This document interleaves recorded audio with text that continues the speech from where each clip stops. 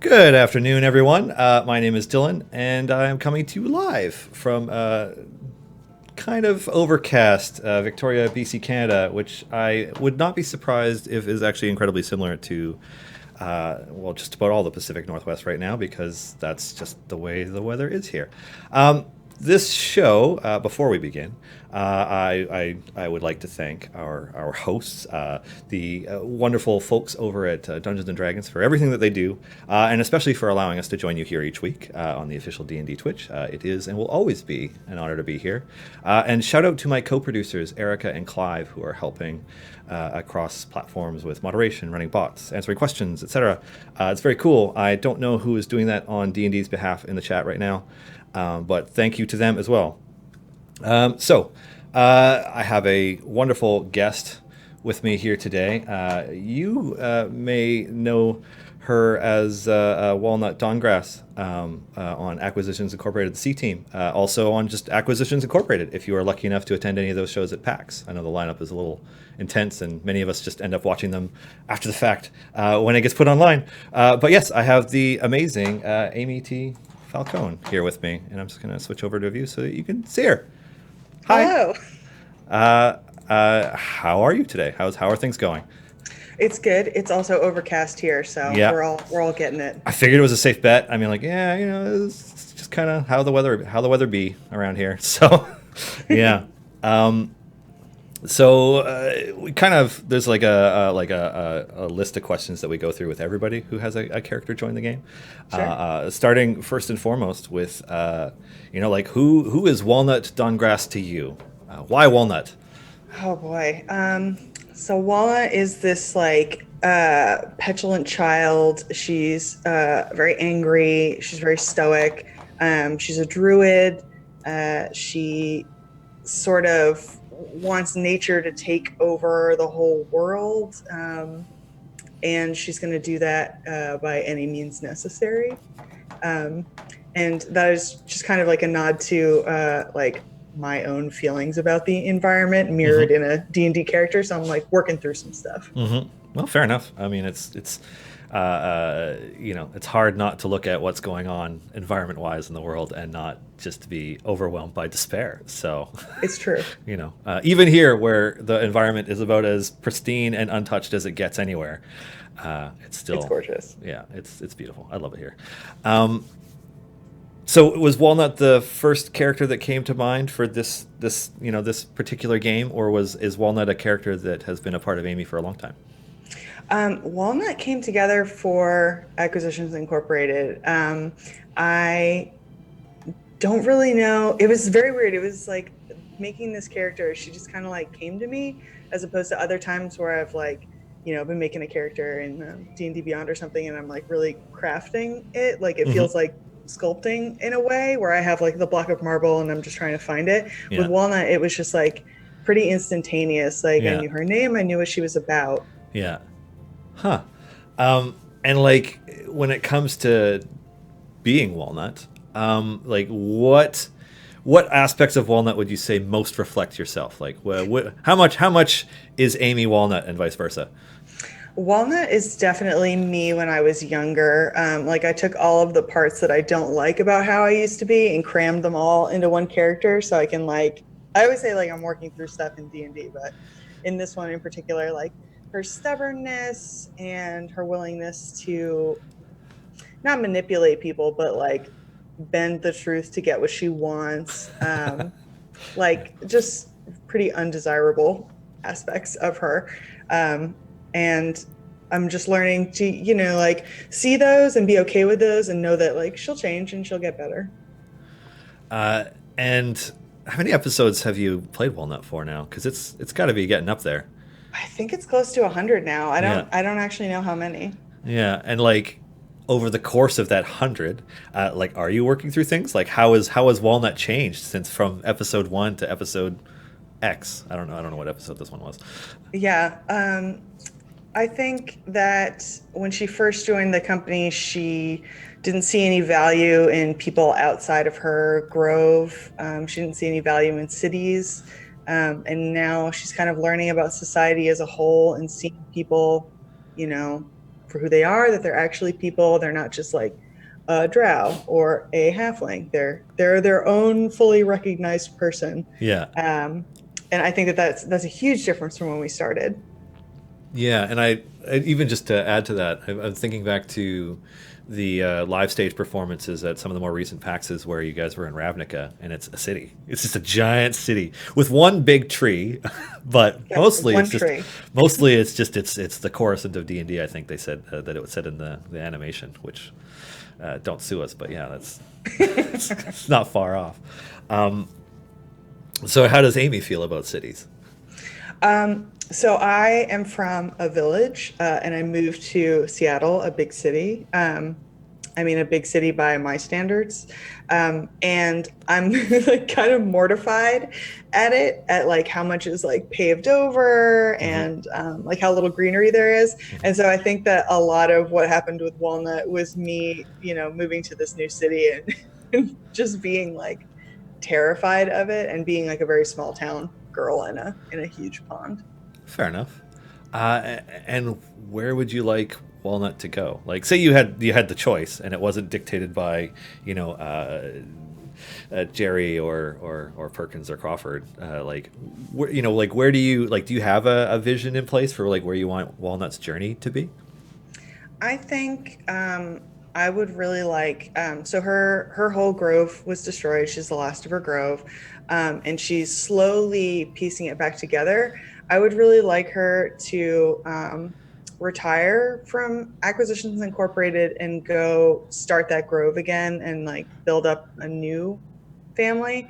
Maybe keep in touch with the people from the C team, but I think her journey is to take that time and appreciate it and then move on. Yeah. Huh. It's kind of sad.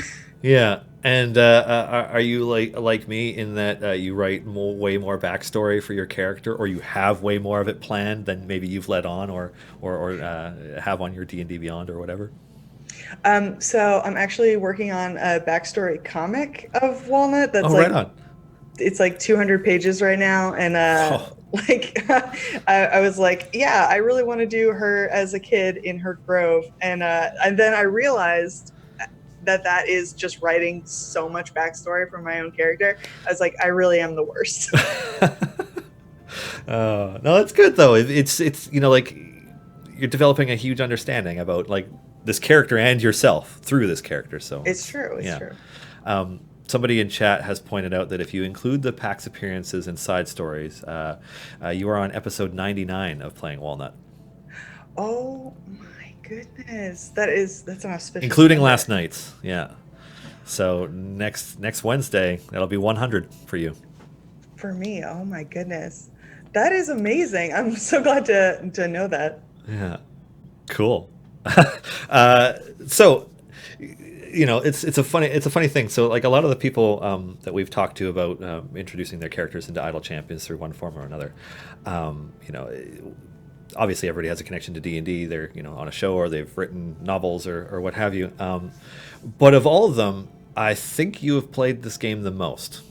Oh yeah. Yeah. When did you start playing Idle Champions? Were you in the closed alpha or anything like that, or like do you just pick it up at some point? Like, No, I one of my buddies was playing it, and I was just saying like, "Hey, do you know any clicker games? I really like them, and I'm looking to get into them." And he was like, "There's a D&D one," and so I was like, instantly, "Oh, I'm sold. I want to check it yeah, out." And I got into it, and like, I didn't know about the favor system for a really long time. I was like, this game is really hard. I'm getting like a lot out of it. And then he introduced me to like the rest of the mechanics, like the whole game basically. yeah, And that really, really changed things up. yeah. It's funny actually. As somebody who hasn't played a lot of clicker or idle games before this, and has since tried quite a few, but it's antithetical to the way you're taught to play a lot of games, It's true. and so it takes a minute. it's kind of one of those things where when we think about like, hey, we should do an FAQ for the game so that players can better understand it, and then we start looking at how much stuff is in it, we're like, this is going to take us 6 months to write, and by then the game will be different. So it's funny. And for those who are interested, that is on my plate, yes, and I know I'm behind on it. I'll get it out eventually, but it's just an interesting thing. I don't know. I like the idea that we constantly have stuff coming out. So yeah, it's as fun. a player, I love it because I'm constantly challenged and I have a reason to keep picking it back up. So keep doing that. But you're also, in a way, right now working for Omen in the game and working for Omen out of the game. So it's true. Yeah. And me, Amy, I have some feelings about Omen being like a little sinister right now, I would say. Yeah. But Walnut loves him so much, so it's like very appropriate that in the game, like working for Omen and working for him in Idle Champions. I've always been curious about that part, actually, because Walnut seems to think that Omen is the greatest boss to ever boss. Is that how Amy approaches looking at people? Because it seems unusually naive of Walnut, given everything else. So the backstory, like the really quick backstory, is like right before her grove got destroyed, she found a coin that had Omen's face on it. That was basically like a piece of marketing for Acquisitions Incorporated. And then her grove gets destroyed, and she takes it as like kismet that Omen, this person on this coin, is going to help her like figure out what happened or like get her grove back or whatever. And so she just spends so much time obsessing over it that she becomes completely enamored by him. And it is naive. Like it's not. It doesn't make any sense. Yeah. I think there was the one live show. I don't remember which one it was now, because after you've seen a bunch of them, you start forgetting which one was at which event. But where Omen takes a brief journey through the Nine Hells and totally damns another gym, basically. And I was like, holy crap, that's dark. Yeah, it was dark. Yeah. It was so dark. Yeah. That was like, I think, the turning point for Omen. Yeah. It was good, though, and it was well played, of course. I mean, it's always course. entertaining. I really, really like getting to see the live shows. It's fun. Somebody else is saying that it's been 100 episodes. They're also wondering what level Walnut is at this point, having played Walnut's level 10. Oh. Which I think I like to play characters around like level 5. Yeah. So playing level 10, I feel like so overpowered. There's like all this stuff I can do. Like if we go beyond this, I think is when we get to like the untenable point where you get like limited wish as spells. Mm-hmm. Druids especially, because you're at level 10, you can turn into elementals now. Yes, they're so powerful. They're insane. They're so insane. You're like, oh, they're not that hard to fight, but then when you get to play as one, you're like, this is amazing. Yeah, I am a god. Yeah. And I don't know if you follow other shows at all, but I remember they did a battle royale on Critical Role at one point, and the Druid didn't just win, like won definitively. Yes. It's like, oh, I'm a level 20 Druid. I can do this and this and this, and you can't stop me. And it's like, I guess you can't. So. Yeah, once you get to the point where you can wild shape and then cast spells while you're wild shaping, that is ridiculous. It's super cool. One of the players in chat, I don't know if they're in the regular Penny Arcade chat during shows, Martypedia, wants to know if you have a character concept that you're itching to play that isn't Walnut, either for a one shot or another campaign or something else. Is there another character that's oh yeah on your mind? I want to play this character, Fife Tin Whistle. I imagine if Walnut retires, that Fife would take her place. And she is a tiefling bard, but she's a very shy bard. And I just thought that this concept of like this little diminutive person who's like very tall and would like totally stick out like a sore thumb in a room, being a bard and like just being very shy about it. Like I think there's a lot to play there, and I want to get into it. Yeah, one of those people who like they hunch because they're trying not to be so tall and so noticed, and they kind of speak more at themselves than talking outwards to people. That could be fun, huh? Cool. Was that a cat? Did I hear a cat? It is. Okay. I'm haunted by my cat. You will hear him. I didn't realize there was one there until just now. Okay, what do we got? Somebody says they can't wait for the CT movie Walnut Gets Her Grove Back. Oh, That's funny. good pun. I like puns. It's some good punmanship. Zool. How would Walnut react to meeting her clone on Ravnica, and would her opinion on Omen diminish upon learning about her? So that is going to happen in the C team. And I feel like there's three options. One option is she relinquishes her place in Acquisitions Inc. to the clone, and she goes off and is a Grove Keeper. Two, she fights her clone and hopefully destroys her and then takes her place as the only Walnut. Or they both team up and they fight Omen because they're both pissed off. Huh. I'd hate to have to fight two druids. That would... Yeah, that'd be rough. Yeah. Well, and all three of those are great, so I don't know. Maybe roll a die. I know. I can't decide. We'll have to see how it shakes out in the moment. You can't predict what's going to happen when you're role-playing, but I hope it works out. Tom's Palms wants to know whether or not Walnut is a Circle of the Moon druid.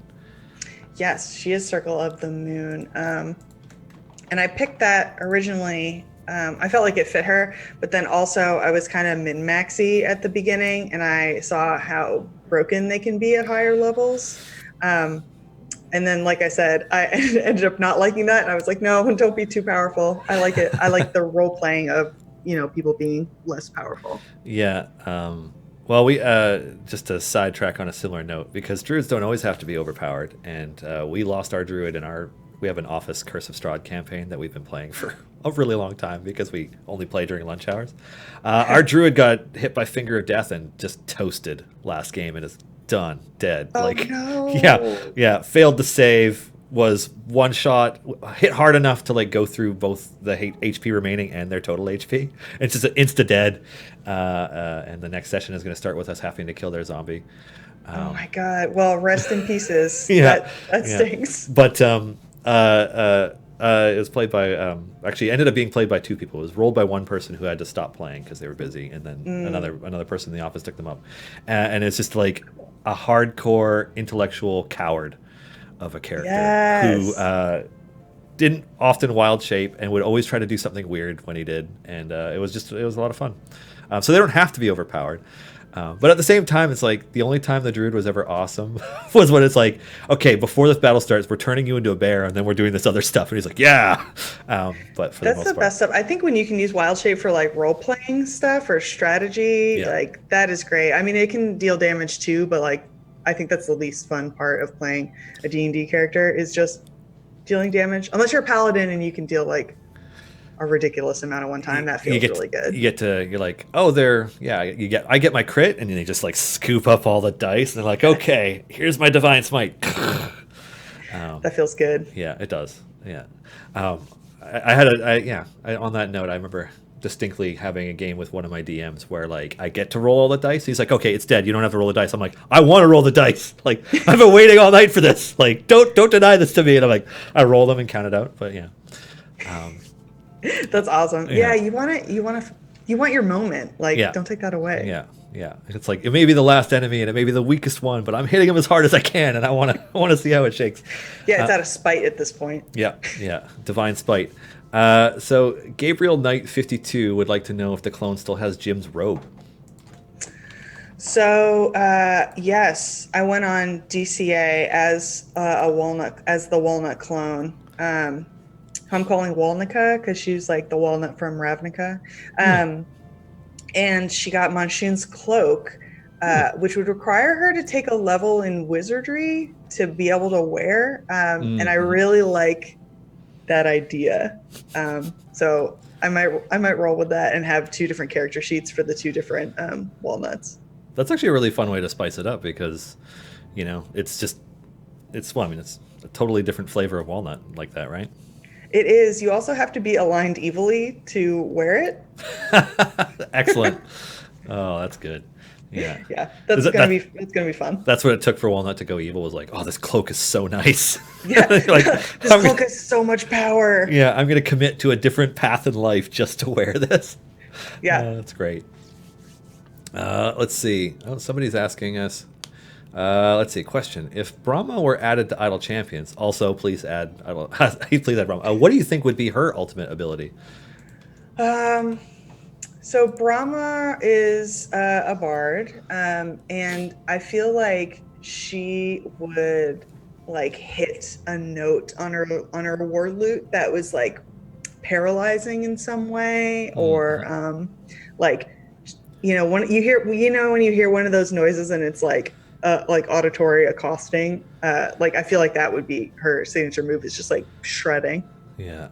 Huh. The stun cord. Yeah, the stun cord, exactly. Which I know is like, who do it? Nieli does the stun.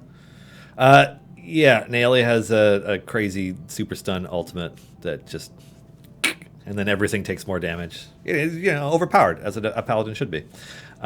They should apparently, be. I don't know. I just remember hating paladins so much in older versions of D&D, and then playing 5e, and I'm like, oh my god, they're gods. They have so much armor. They can heal. They can hit so hard. Like, what can't they do? No, it's amazing. I play a paladin in another campaign that I play, and she's like the nature aligned one, like Oath of the Ancients. And it's weird only having like 2 spells I can do, but the amount of damage she can do like makes up for it so much. And I do. I feel like a god. Yeah, it's kind of nuts.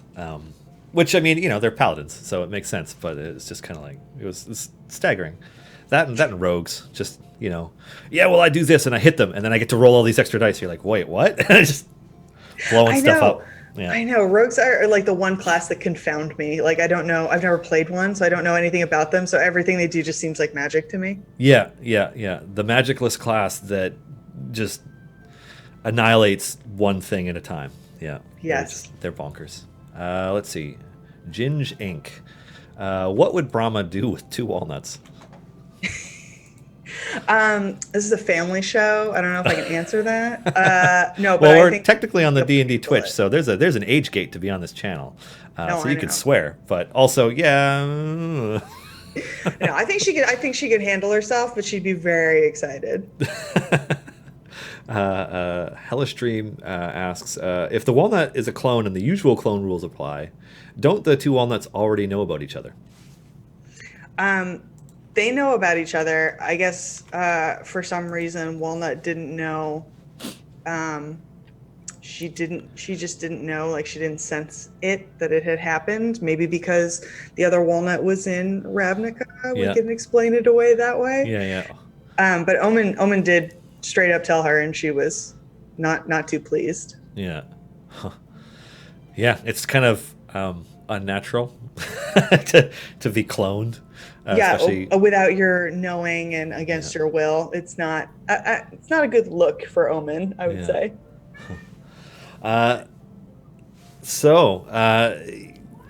Here we are. This is week 2 of Founders Day. Walnut is, well, I guess on my screen right now, tanking right alongside Evelyn, with Dinar and Rosie and Cathris all there as well. I mean, I can only imagine what this is like because none of my characters are in here. But like, how cool is it to have, Walnut right there, just walking past on the screen right now? So it is amazing. I will say that I was initially I was like, God, this is amazing. She's going to be in Idle Champions. I love Idle Champions so much.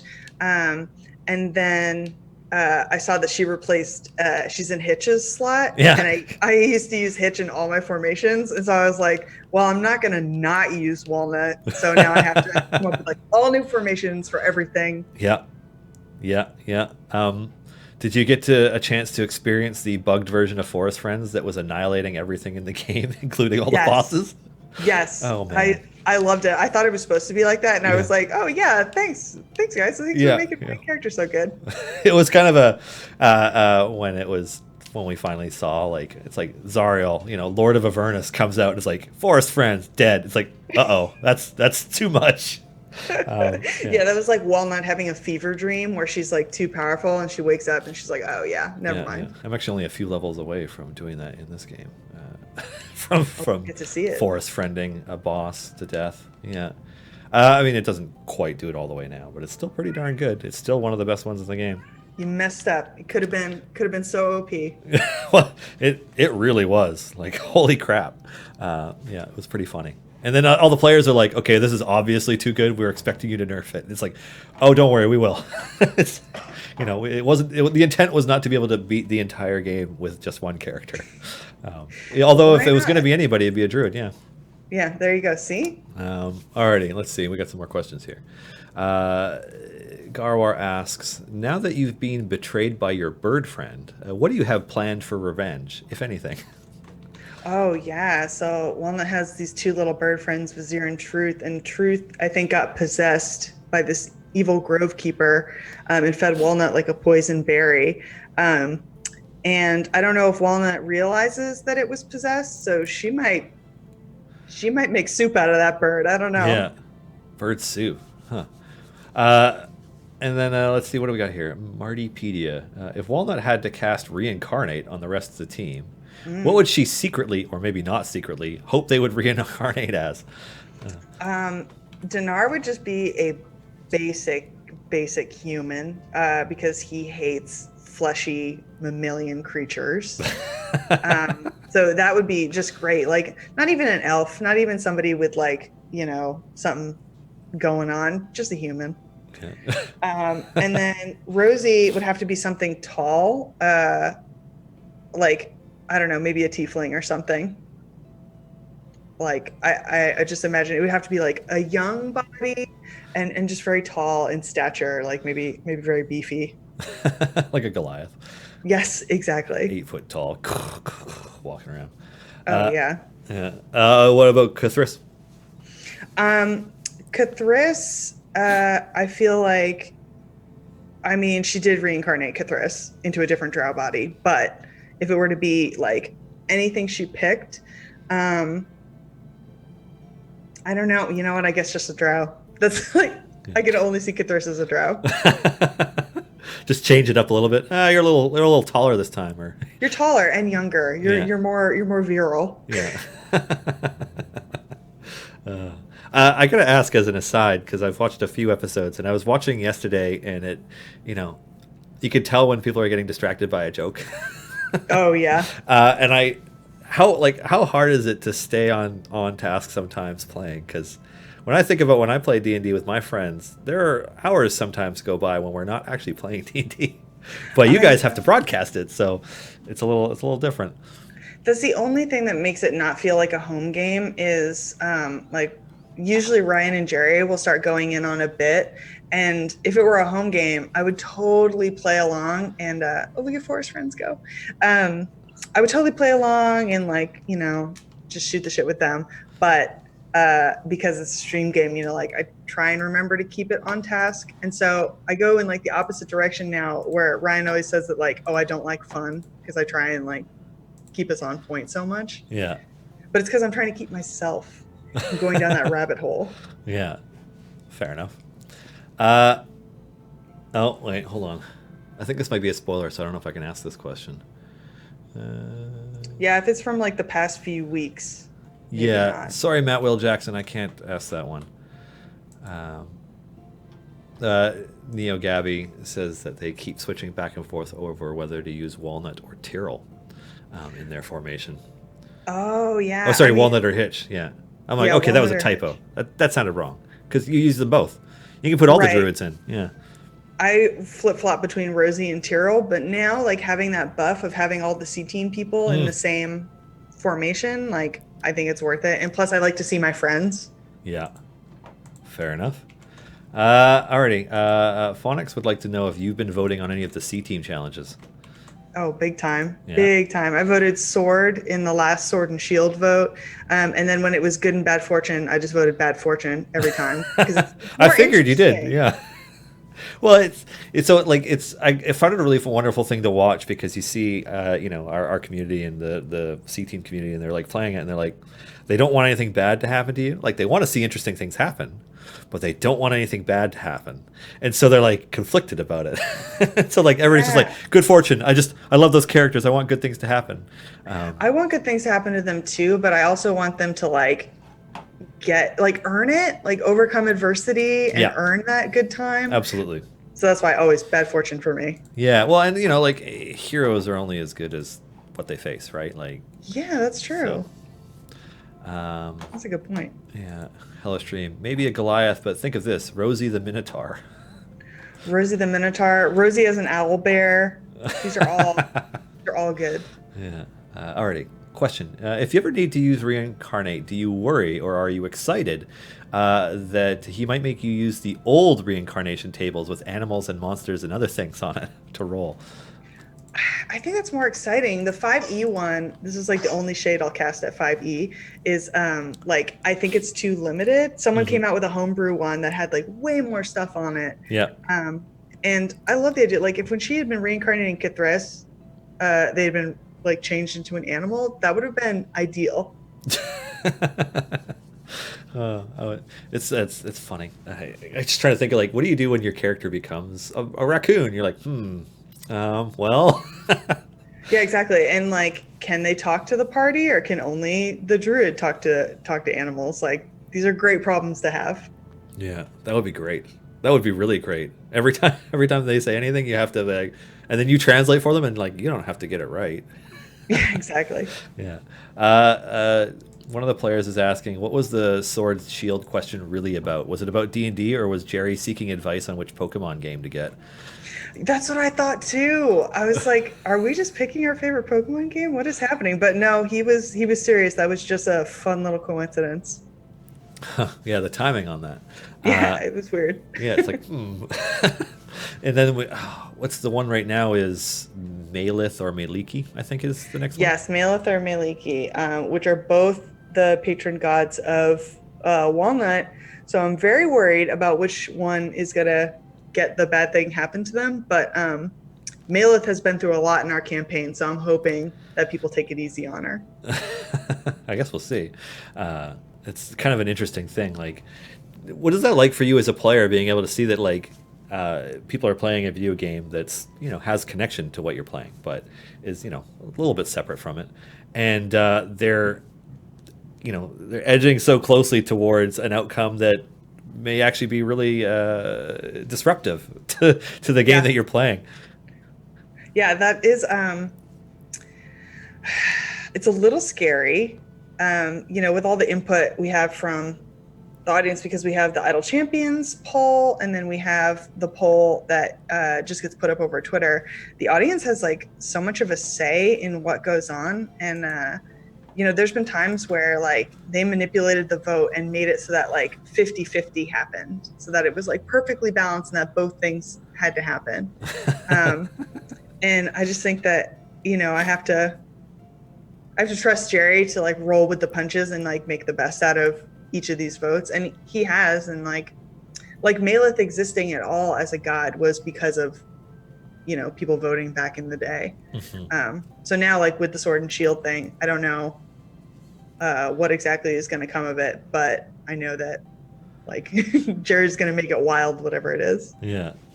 Um, it's funny, actually. I was thinking about watching an episode a couple weeks ago, and when Jerry was talking to Anna about something, and then Jerry stopped. He's like, "Oh, I've spoken to your DM," and I was thinking about like how uncomfortable that made me to hear, because I'm like, Yes, "Oh God," because it's like somebody having talked to your parents about you or something, like you're I like, "Oh shit." know. Yeah, Um, it's like I'm the principal, and I've called your parents, and yeah, they know what you did. yeah, yeah. It was funny. Um, all right, let's see. Catastrophe 34, just spelled in a way that made my brain weird. How would Walnut and the team feel if all the C team characters were back to level 3 after the market reset? Oh, I would love that. I mean, Walnut, if she had all her memories and everything, would hate that. 'Cause she worked hard for her power, and she should have it. But for me, that would be just ideal, and we would get to like start over and build on everything that we built on. Like Hmm. that would be great if that happened. Um, our Green Paradox is saying that they felt that with Jerry as your DM, you kind of live under bad fortune, so they didn't want to vote for it. It's true. He's like from the Chris Perkins school of DMing, where it's like he gives you something happy only to take it away from you. As a casual observer, I have noticed similar things. Yeah. Yeah, there was a screen cap of the two of them sitting side by side, and one of them showing them something, and then them both being like in like this Yes. evil villain way, and you're like, oh god, what are they looking at? Yeah. Um, What are they doing? What are they planning? yeah, yeah, it was great. Okay, so interesting. Question, Amy, since you guys were able to pull in Evelyn, are there any other active streamers you'd really like to pull in for a future C team arc? Let's see. I think Adam Coble, Skinny Ghost would be awesome. I know he usually DMs, but love to see him play. I'd be very curious to see him play because I've only ever seen him DM. Yeah. But I mean, he's so knowledgeable about the game. I can only imagine that would translate well into being a player. Yeah. And then we're doing it tomorrow, but Jerry's not DMing. But getting Mike Krahulik, who plays Jim, I like really want to see Jim interact with the C team, and like the regular Acquisitions Inc. games that are the live games in the C team are totally separate. So getting those characters in, I'm always just like really curious, like how would they react to everybody? Yeah. Yeah. It's interesting because those characters have been around for a while now. Like when did the Ack Inc. podcast start? Like 10 years ago? Yeah, something like that. A while ago. No, it's really not 10 recently. years. Yeah. At least 10 years ago. It's crazy. Yeah, it's wild. I can't believe I was listening to it in college, being like a fan of it, and then I got to do it. That is pretty wild. Well, how did that line up? Like how did Amy end up being on a D&D show? Like how does that happen? Yeah, so I was somewhere, I forget, and Mike, who plays Jim Dark Magic, was there, and he just said, Amy, you play D&D, right? And I was like, yeah, every week I play it. And then I said, why? And he said, no reason. And then about 2 months later, I get an email saying like, hey, we'd like to invite you to be on our D&D streaming show. I was like, oh, that's why he asked that. Incredible. Yeah. Huh. It was, but I had no idea that the show was starting up. I had no idea why he asked me that. So I was just in the dark for a couple months. That's kind of weird because it's kind of like a call out of the blue. But at the same time, you're like, oh, that's why you said that thing. But also, like, kind of just, I don't know. It's weird. I guess as somebody who isn't on a D&D show, it seems weird to me that there even are D&D shows still, to a degree. Yes. Like, even though it's popular, there's tons of them. There's enough of them that you can't actually keep track of all of them because the number of hours of content that come out each week. It still seems a little bit surreal, I guess. It is. It definitely is. Yeah. People openly saying they play D&D is still kind of surreal to me, actually. Me too. It's a thing that you didn't tell people you did before, you know? So. Oh, yeah, exactly. That's the thing. It's like when I first started playing in college, it was like, I was like ashamed to say it almost because I was like, oh, people are going to really like peg me as like a super nerd. And I was very concerned about that at that time. And now it's not even a thing to worry about. It's like, very cool. Yeah. The cool kids are playing it. It's prominently featured on popular mainstream television shows now. Yeah, exactly. It's kind of a trip. I got a chuckle out of I don't know. Do you watch Stranger Things? Oh yeah. I'm not going to spoil any of the plot points, but the prominent placement of the red box on that show that has only gotten more prominent as the show has lived. I was like, wow, like. It's wild. I'm sure it has something to do with the agreement for featuring, like, being used as much as it is in the show. But at the same time, I was like, wow, yeah, that's. If people are thinking that they should start D&D with the red box, that's maybe not the best way to go. But those are experienced kids. They know what they're doing. Yeah. That's pretty cool. Somebody in chat would like to know if you have any dungeon mastering ambitions yourself. Funny you should mention that. Would love to plug this, and I completely forgot about it. Tomorrow, I'm DMing my first game ever on the Penny Arcade channel at 3:00 Pacific time. Oh, shit. Yeah. I'm going to DM for Kate, Ryan, Chris, and then Mike. And and all the proceeds from that are going to Raices, the refugee and immigration charity. Awesome. So tune into that and watch me flail as a dungeon master. Yeah, well, that's what dungeon mastering is. It's you just have to convince people enough that it's controlled flailing. Yes, that's what I'm hoping. I'm hoping for like a feather fall instead of like a plummet. Yeah. Somebody in chat said right away, "Who's Ryan?" Exactly. That's really cool. How did that come to pass? So our producer Alyssa was like, "We should do something special because Walnut's in Idle Champions. Like we should do like a Walnut special." And she said, "Do you want a DM?" And I said, "Absolutely not." And then a month later, she asked me again, and I said, "I don't think so." And then by the third time she asked me, I said, "Stop asking me. Fine, I'll do it." Yeah. But Jerry helped me write the adventure, so I'm feeling strong. I think that it's a good adventure, and wherever they end up taking it, it'll be a fun time, even if it doesn't resolve the way that I think it will. Yeah, it's kind of an interesting thing. I mean, I don't have a huge amount of DMing experience myself, but I found the first thing to let go of was what you think the adventure is going to go like. You know, it's just like read the material for whatever you're planning, so that you have an idea of what it's supposed to be, but you cannot predict what your players are going to do. I know. You know, I have a Dragon Heist campaign I've been DMing at home.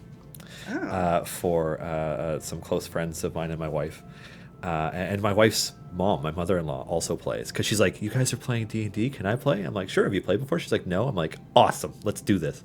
That's great. And they like Dragon Heist is not a long campaign. You know, like if you're diligent about it, like you have a weekly game where you play for 3-4 hours, like you know you can get through it pretty easily in like a few months. Yeah. And so we're 45 hours in, and like they have like tried to do every side quest and given up on it subsequently, like just nonstop the whole time. And I'm just like thinking to myself, I'm like, there's a bit of a timeline on the events in this. Like things are happening. If you don't engage with the story, that's cool. That's totally what you can do.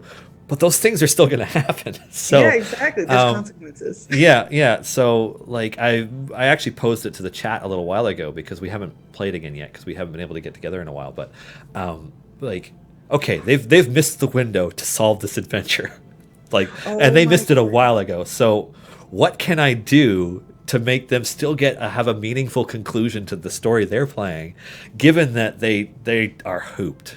Like there's just no way. But I also really love and appreciate that that's how it went, because I'm like, oh god, I'm like constantly basically tearing pages out of planning and just throwing them away because I don't know where it's gonna go. So yeah, that is my nightmare and what I imagine will happen to me tomorrow. So so well, it's like looking in the future. Yeah. Well, I mean, good luck. I think you'll have fun no matter how it goes, and just try to think of an amusing way to roll with the punches. Yes. If you're looking for inspiration, Kate's game that she DM'd at the Descent was Controlled Chaos, if I've ever seen it.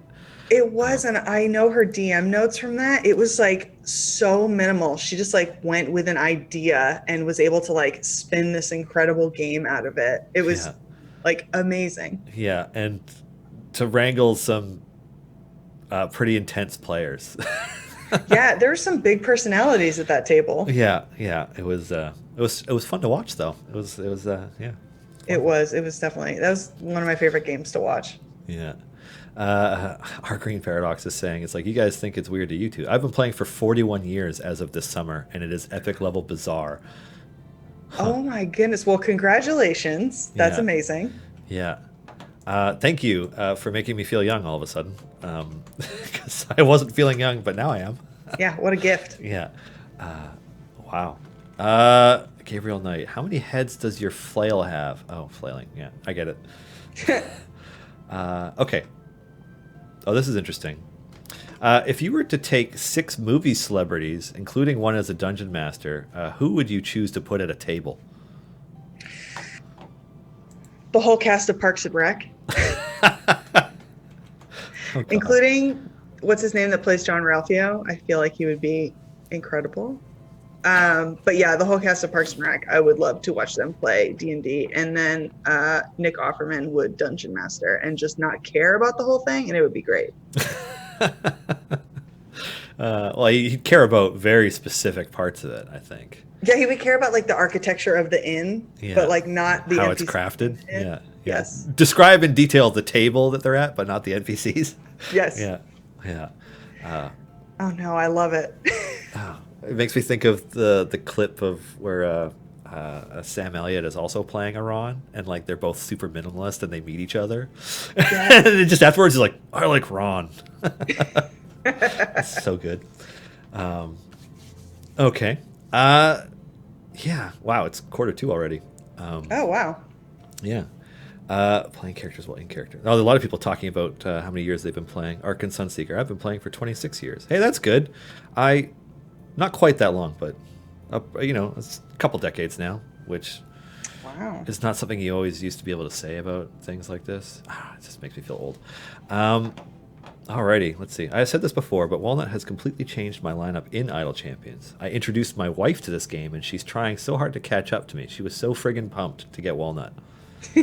That's cool. That's awesome. Yeah, she changed the way that I play the game now too, which is exciting because I had like my formations and I was kind of like on autopilot and I was cool with that. But it's nice to like now be switching people up and seeing like what the optimum formation is and like for different scenarios what's going on. Yeah, which is funny because the way this formation is set up right now, Walnut is also the lowest DPS, so Cthulhu keeps making Walnut the highest one alongside Rosie. I love it. Yeah. That wasn't intentional, though. I just kind of threw this together before we started. It makes sense canonically, though, so I'm into it. Yeah. You got a demon on your shoulder. Incredible. Fighting and killing bearded devils.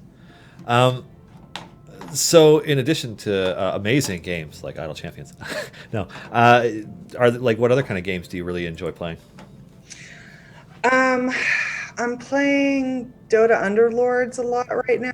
That auto chess game. Oh yeah, I've only recently heard about that. I don't know anything about it. So it was introduced to me as, oh, you like Idle Champions, like you like how heroes buff each other and stuff. This is like you buff them, and then it's like a strategy game. Yeah. And so I've been playing a lot of that, but otherwise I'm like just really into survival games like Subnautica and the Island, and previously H1Z1, which is now RIP. The PvE version is shuttered. Huh. But I love that game. Yeah. So what about it is what drew you to it? Now that you say it out loud, I realize it is a lot of what I like about being a druid, but like I like, especially for not the island, the forest is what it's called. It's like, you're in nature and like you're spending time with these animals and you're trying to survive, and like, yeah, there's enemies, but like they can be a very small part of the game. And I just like that feeling of like, starting from nothing and then, building it up. And I think that in survival games that is like really apparent. Yeah. Huh. This is a Walnut D&D related question. If Walnut were playing D&D, what would Walnut play as? Oh my God. I mean, part of me thinks that like she's so uninventive that she would just play herself.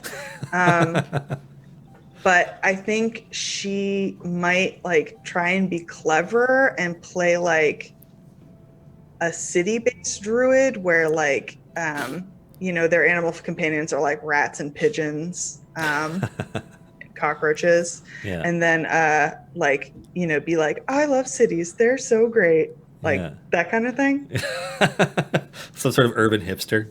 Yes, like an urban hipster druid. Incredible. Yeah. Oh, wow. That would be funny. Okay. Matt Will Jackson thought about it, and it's not really a spoiler. I'll take your word for it because I won't know. Okay. Amy, were you hoping Chris or Jerry would bring up Meylith so you could have a season 1 style reaction? Oh, yes.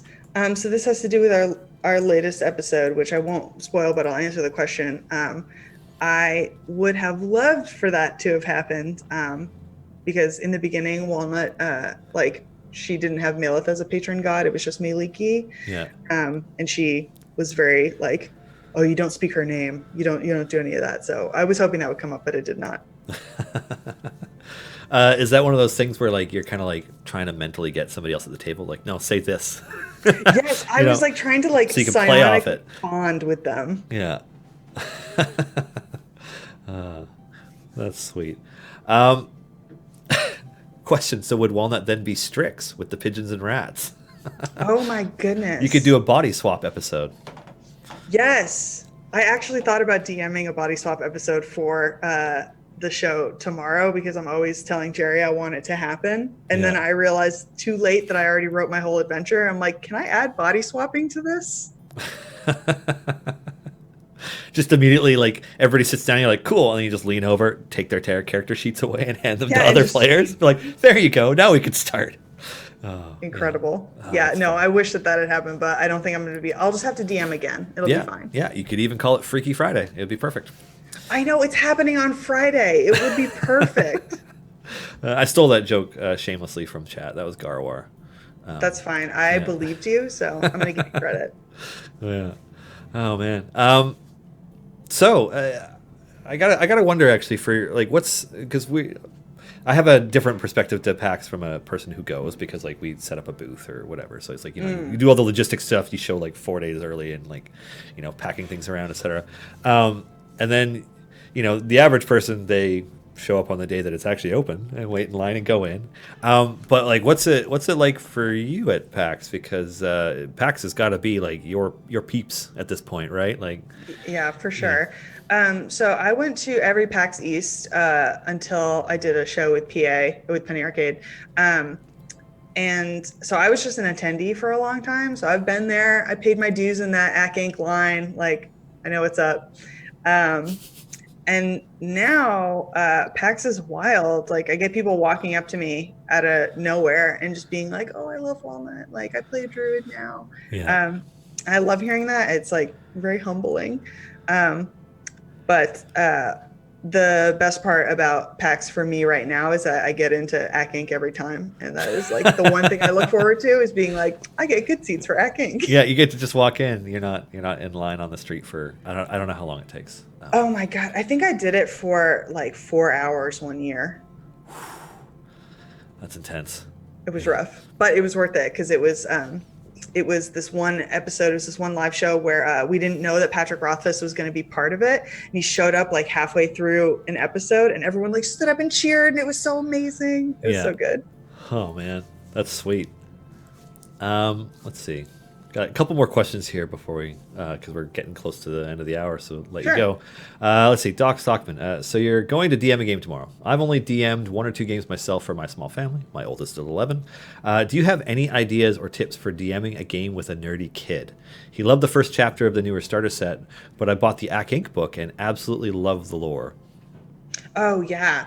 So my advice is, because I've actually played in a game with a kid before, and one of the things that you should just keep in mind is like, what is that person going to be most excited about? Like, do they like puzzles? Does that kid like feeling like the strongest? Are they going to like combat?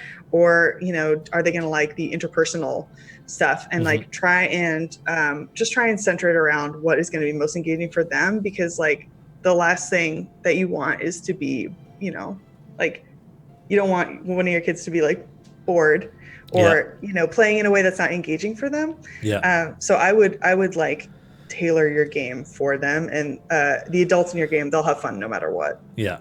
Yeah. That's good advice.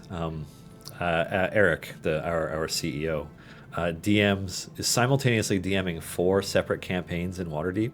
What? With interlocking narratives across all of it, because he DMs for each of his kids and his wife, and they all have their own groups.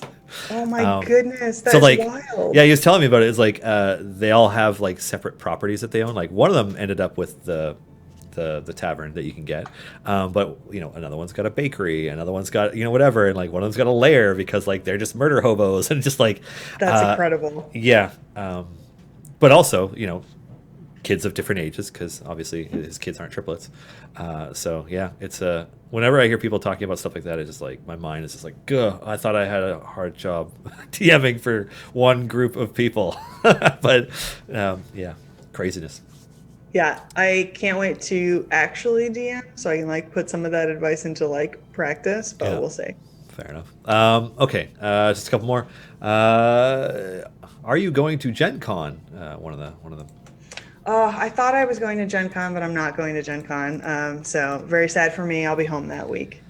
Okay, and then to wrap it up perfectly, Zool would like to know, what is your most favorite fan interaction, or and your strangest fan interaction? Um, my favorite fan interaction that I've had, was somebody came up to me and they started talking to me as if I was Walnut, and then I got to like role play with them and like, be very mad and being like, oh, you're late, you don't have the proper forms filled out, blah blah blah blah blah. And they were just like role playing their D&D character, and it was like just like a little mini session, and that was awesome, like just having that happen out of PAX. And then I'm trying to think of something strange that's happened, but people are generally very cool. The strange thing to me is when people come up and they're like nervous, because I'm just like, I am just some schlub on the internet, please. Please no. I'm nervous. Like, I'm already nervous. Don't make me more nervous. Yeah. Is it easier when you're on the show floor moving around to interact with fans, or is it easier to be like a part of a panel or a signing with a lineup sitting beside like other cast members? Because I just think of myself as like, like I still think, I'm an attendee of PAX and I'm just there to have fun. Like talking on the show floor, it's like can actually have like a conversation. I really dig that. Yeah. So when people come up and find me and then I'm like, oh, how was your show? Did you see anything cool? And like they have recommendations. That's the best. Yeah. Cool. And on that note, you will be able to catch Amy tomorrow DMing on the Penny Arcade Twitch, twitch.tv/Penny Arcade. And you should, because she's going to be DMing a group of totally reasonable people who are going to be super easy to manage, and it'll be just like carefree sailing all the way through, I'm sure. And then, of course, Acquisitions Incorporated, the C Team, is on Wednesdays at 4 p.m. Pacific on both the D&D Twitch and on the Penny Arcade Twitch. I think the D&D one is just a rehost, but there's groups and chat in for both, so that also happens. And and then PAX West is end of August, so yeah. I know, lots happening. It's a busy summer. If you saw the tabs open on my computer for things related to PAX West, you'd be like, well, that sucks. But you won't have to do it, so it'll be great. But I will see you there. Anyways, and congratulations and welcome to the game. Yeah, we're happy to have you. I'm so honored. Thank you so much. Yeah. Anyways, thank you so much for joining me. I will let you get back to your busy day, and then I will go through the list of game related questions as per usual. Anyways, thanks for joining us. Thank you.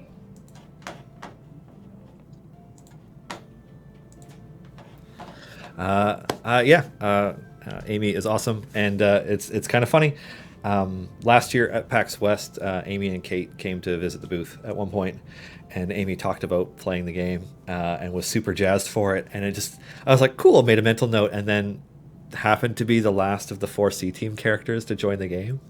The C Team cast member who plays the most and actually knows the game really well was the last one to join. It's just kind of a fun coincidence, but here we are. Walnut's awesome. Excited to have her join.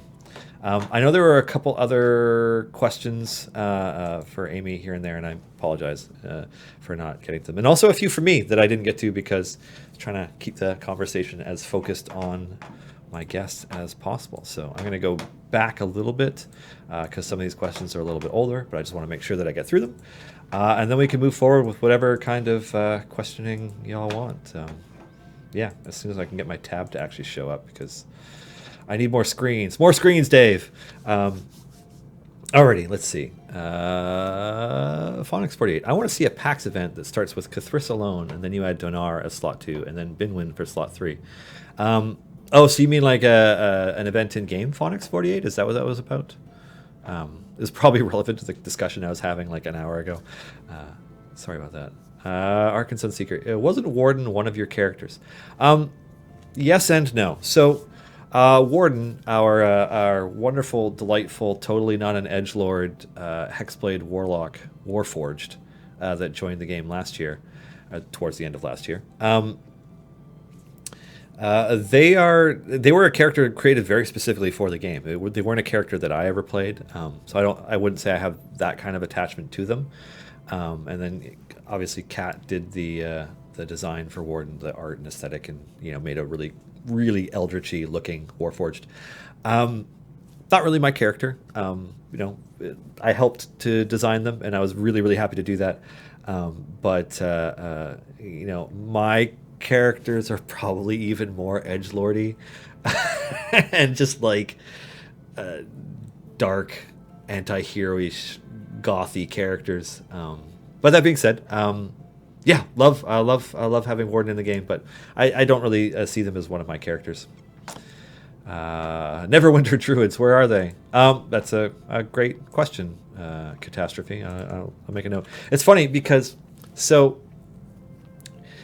sometimes we have to look up which characters we have access to if we wanted to potentially add another character to Idle Champions, because there are a bunch of different games that have created characters as well, and then there are also, there's quite a few novels and stuff, but there are also there are settings tied to D&D, but in different ways, and may or may not be owned by D&D. Some stuff was created for other things, but they have campaign settings or whatever. So sometimes we have to be like, okay, can we do this character? Maybe, and if we can, awesome. But the characters from Neverwinter, Baldur's Gate. If it's another game that was made for D&D, then we could potentially add those characters. We're just doing our best to reconcile what our players want for characters in terms of who do you want to see in the game, and it's we used to get a lot of requests for the C team, and here we are. And is that Kate Welch in chat? Is that actually Kate Welch? It's got to be Kate Welch, whose show starts in 59-ish minutes. Obo Crazy, welcome. We want more flumps. I shouldn't say anything about flumps. No, I'm going to keep my mouth shut about flumps. Alrighty.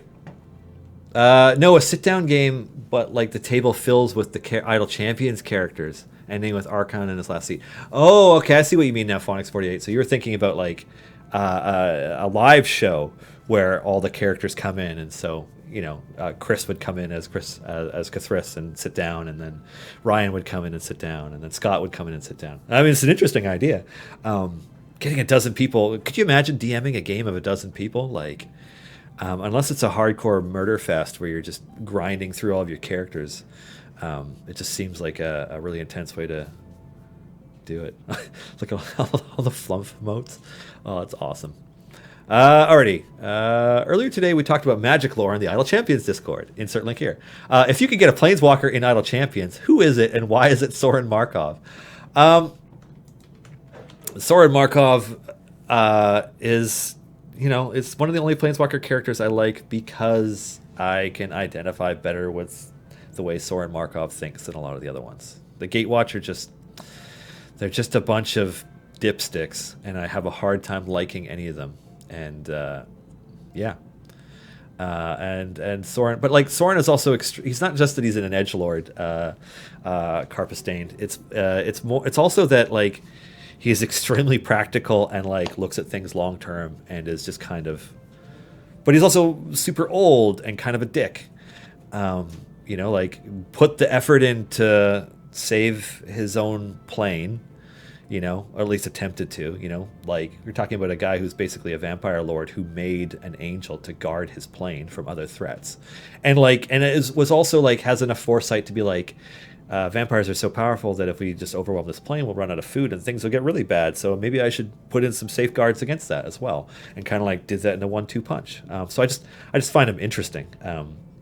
Whereas, the members of the team of the Gatewatch, I just don't find them that interesting. I think that a lot of them are more single note characters who don't have a lot of depth to them, so I just don't find them that entertaining.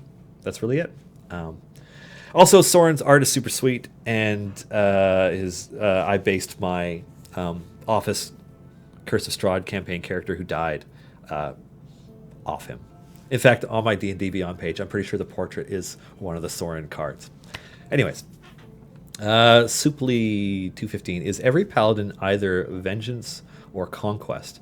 No, Oath of the Ancients is like a crazy tanking paladin. I think that yeah, there we go. Weaves get the wall. Ancients paladin, yeah, they're nuts. They're so good. I think that if you were one of those like DPS min-maxers who's trying to do something like I think I talked about this last week or the week before, talking about Sorkadins or like Hexblade Paladins, where you're trying to line up as many mechanics as possible to get some kind of ridiculous outcome. Whether you're, if you're playing a Sorkadin and getting those high level spell slots and being able to like bonus action hold person and then attack with a guaranteed crit divine smite for all the dice. That's pretty bonkers. And then there's like the Hexblade one where you're using Conquest and Hexblade because you get to use Charisma as your attack stat and to do damage in all these different ways and to Eldritch Smite and Divine Smite the same target because you can. It's bananas, bananas. Yeah. So there's that appeal of paladins, but like honestly, like if you want to get into the role play of a redemption character, like there's a lot of really interesting stuff with paladins. Oathbreakers are really cool. I know the famous one is Archon that Joe Manganiello plays, but yeah. Not every paladin is conquest or vengeance, but I would say that like if you're going to dip into paladin or like you're trying them out, they're really appealing choices to people who like min-maxing. Extra good games. Will you be able to use stuff from Baldur's Gate 3? We would have to know anything about Baldur's Gate 3 in order to try to use stuff from it. I think in the event, like, I don't know when Baldur's Gate 3 is going to come out. I mean, it was only just announced. It's a pretty colossal game to make. I suspect it'll take Larian a couple of years, I don't think it's going to come out this year or next year, would be my personal guess. I don't speak for Larian or Wizards of the Coast or D&D when it comes to that. My guess would be either late 2020, which I don't think is likely, but probably 2021 would be my guess for when it actually is going to come out. And I'm sure it'll be awesome because, all you have to do is look at Divinity Original Sin 2 and what kind of RPG it was and look back at the old Baldur's Gate games and be like, they got this. So would we be able to potentially add characters from Baldur's Gate 3 to the game? At this point, I could say probably possible, yes. But we don't know who any of them are right now, and so that's kind of one of those things. I hope they have Minsk in the game, though, because, like, what is Baldur's Gate without Minsk? That would be so weird. So I hope they have Minsk in it.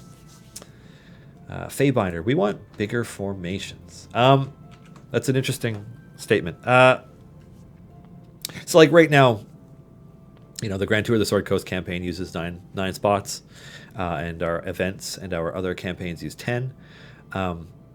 Yes, we could potentially add 11 or 12 or even more. But that would, the balancing around that would be a little different. We might do that at some point for something truly epic, but it's not something that we're planning at the moment, Feybinder. Martypedia. Nicol Bolas for Idle Champions. What could possibly go wrong? So, it's interesting because there are now legitimate, like, there are more legitimate crossover materials between, Magic the Gathering and Dungeons and Dragons, right? Like Guildmaster's Guide to Ravnica came out last year. And of those Plane Shift free PDF source books for the different planes have been coming out for a while now. And so, like, there's a bit of overlap that didn't exist there before. I personally cannot see us ever getting one of the Planeswalkers or named characters from Magic the Gathering to join Idle Champions as a champion ever. Not just because we're on, it's Faerun, not, Ravnica or Dominiara or whatever else. But also, like, they're pretty distinct IPs that Wizards of the Coast owns, and, like, they like to keep those things separate-ish. I see Guildmaster's Guide to Ravnica as more of an exception to the rule than anything. Like trying to make two groups of players happy, hoping some Magic players play D&D and vice versa. But I don't think we would ever get Nicol Bolas or any of the other Planeswalker or major characters in the game ever. And now that being said, it's fully possible that like a Loxodon or a Vidalcan of some kind, somebody that we create for the game joins the game. That's plausible. It might happen. Alrighty, Fiery Crystal. Hey Dylan, how many D&D books can you guys get inspiration and ideas and the likes from to this game? That's a tricky one to answer. I don't know how many D&D books there are. We probably have, 4 to 8 copies of every published 5e book here for the office. Our shelves are just filled with them. Our desks are filled with them. They're all over the place. And then also we play D&D a lot, so we have a dedicated D&D room at this point. It gets used for other things, but it mostly gets used for D&D. So we have we're constantly kind of going through that, and we for the most part stick to it because like this is very much a 5e era video game. Like I know that we aren't going through the rules and gameplay in a way that distinctly screams 5th edition. Like Baldur's Gate 3 probably will, because it'll be using spells from the books and stuff. But that being said, we don't stick solely to 5e when it comes to our inspiration for things. Like you'll notice if you read the bio for Korth, which I don't want to switch Dinar out right now, but I will in order to show this off. I gotta give priority back to that window. So switching to Korth, my boy Korth. Raised as a gladiator in the pit arenas of Kara-Tur. Now, Kara-Tur hasn't come up in 5e yet. You'd have to go back to some 4e, but 3.5 stuff mostly for that. Because like even the maps of Toril that you've seen in 5e, like they pretty much exclusively cover like mostly the Sword Coast, and you get the Chult Peninsula. But there's an entire world that has been detailed out in maps in other editions of D&D. Kara-Tur is not in the Sword Coast.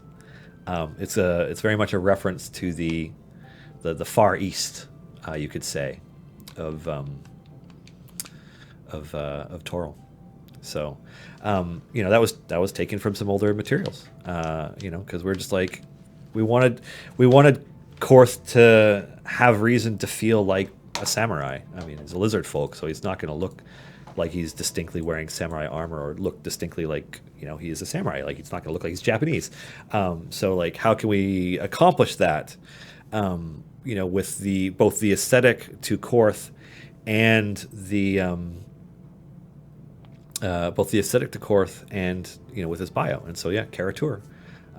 So that's kind of we do look at older editions of the game, and then also the other really big example, Fiery Crystal, is the Great Modron March event. I mean that's an old Planescape module. That is not a recently published D&D thing. I mean the Modron March has been referenced before, many times before, but it has been referenced since 5e came out. But it's that module is not new. We were looking for something quirky, and stumbled upon it, and we're like, this is awesome. Let's do this. Aminoxial. Still waiting on more Baldur's Gate 1 and 2 characters before the third game comes out. Fair. There are some great games. Great characters in the Baldur's Gate games. They're beloved. They're justifiably beloved. I don't know how many people were crazy excited when Baldur's Gate 3 was announced. But I listened to the interview that Jason Schreier from Kotaku had with I forget the man's name from Larian. Sven, I think it is. Sven? The creative lead for Larian, and Mike Merles, where you could tell that Jason Schreier is excited that Baldur's Gate 3 exists. Like, it was the news of E3 before E3 happened, and it's for a game that the series, like, when was the last time one came out? 2002 or something? Like, it's been a while.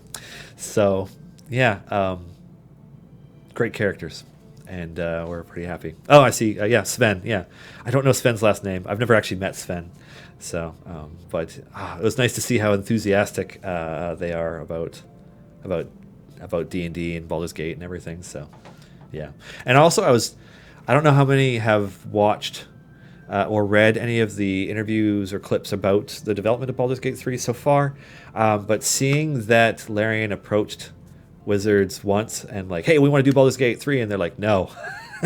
And then they did Divinity, and they're like, they did Divinity, and 1 and 2, and then I guess Wizards approached them and was like, hey, we want you to do Baldur's Gate 3, and they're like, yes. So it's like, yeah, it's awesome. Anyways, Mage Pie, Centaur Champion. That could be cool. I think the real challenge with the Centaur Champion or any of the like leaning towards larger size champions is if you look at Gromma on screen right now, Gromma takes up a lot of space.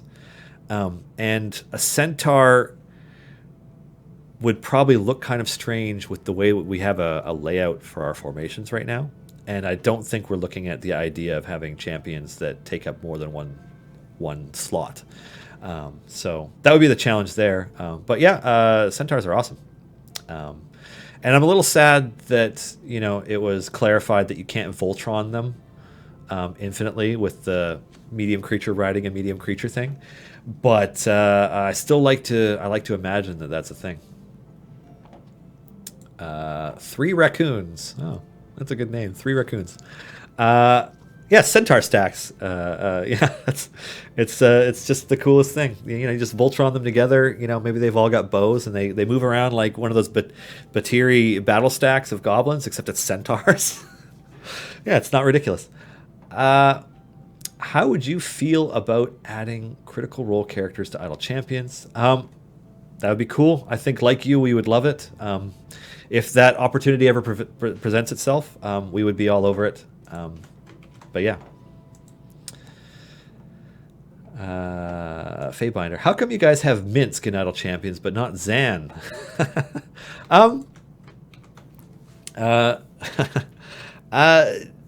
You know what? There's just honestly, there is a deep, deep love for Minsk. I don't know what it is about the character that makes him so endearing. It's probably Boo, actually. We wanted Boo in the game. So we brought Minsk in alongside him. That's really it. Laren 53D5. Is that Laren feed? I'm not great with leet names all the time. Does that screen exist in the PC version, the character info breakdown? Yes. So if you're playing this game on Steam, this doesn't work in the WebGL version, I don't think. And it definitely doesn't work in the tablet version of the game. But I'm using the Gamepad UI, and I can actually switch over to a full screen of that while I do this. Game only. So this is the Gamepad UI for Idle Champions that our team spent. Surprisingly, it takes a long time to make these, and I'm always blown away by how much effort goes into it. So the Gamepad UI is accessible through the settings menu. It's a toggle down here. You can toggle it on or off. Note that when you toggle it, it will shut down the game, it'll close it. And then the next time you load it, it will load in whichever one you toggled it to. If you want the Gamepad UI mode, you have to have a gamepad plugged in. Yeah, that's it. You plug in, you restart, and then you're playing with this UI. It's a little bit different functionally than the mouse and keyboard UI. They're not exact mirrors of each other in terms of how things work and what you can do. I'm playing it with an Xbox One controller right now, but you could do some cool stuff like you hold down the left trigger and you get is now the oops, one of my other buttons stuck down too. You get what has now been introduced to the other versions of the game in the form of the base ultimate damage and the UI for DPS, but it's a little bit different here, and yeah, it's a little bit of a different experience. I like it because I think that it looks a little bit more aesthetically appropriate for the streaming. That's really it. That's the only reason I use it here. I actually use the mouse and keyboard UI most of the time otherwise. Alrighty. Given Critical Role's attention to Vecna the Whispered King, have you folks given any thought to using him as a villain in a series of adventures? Oh man, uh, that's a big question. Like, are we thinking about adding one of the biggest bads of all time in D&D to our game? That question makes me wish I was wearing my Vecna the Whispered One Death Saves shirt. I'm wearing the Dungeon Master one right now. Woo! That would be really cool, and I'm gonna pass that along to.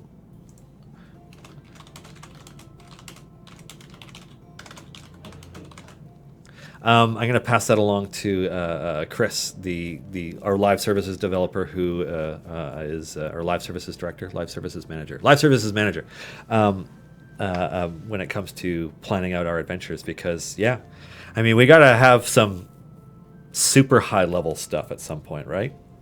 Someday. And Vecna would be a great one to do that with. Alrighty. Have you ever tried to get a character and been refused for one reason or another, or are people generally as happy and excited as we are about what you give us? That's probably not a question I should get into because it's not really fair. Orcus someday? Yeah. I actually... So, when Death Saves had their 1 year anniversary, like last month or a couple weeks ago, I can't remember when it was, a little while ago, I was like, oh, Death Save shirts, like, I'm going to get all the ones that I didn't bring cash to buy at the Descent. And so I ordered the Dungeon Master one that I'm wearing right now, as well as the Vecna the Whispered one and Orcus shirts. Because at the Descent, I just picked up the Rage Barbarian one, which I love them. The screen prints on these are they're beautiful. Nice shirts. Anyways, have we ever tried to get a character and been refused, or etc.? It's just not something I can really get into, Martypedia. Inevitably, some people are busy or, aren't wanting to be a part of a game or whatever. It's inevitable. Sometimes it'll happen, and But for the most part, like, people are pretty stoked. Like, Amy was just on. You saw how excited Amy is to have Walnut in game. Garwar. With Boo in the game, does that mean that technically you have Matthew Mercer in the game? Well, no. I mean, Boo's been around a lot longer than Matthew Mercer playing Boo, but I like where your brain is at, and Matthew Mercer certainly did a very, very good job of playing Boo at the Descent. That was a really entertaining game to watch. That one, the Chris Perkins and Kate Welch games were definitely the ones I enjoyed watching the most. Not to knock the other ones; they were also really good. But I laughed so bloody hard during Kate's game. You're welcome. I had no idea.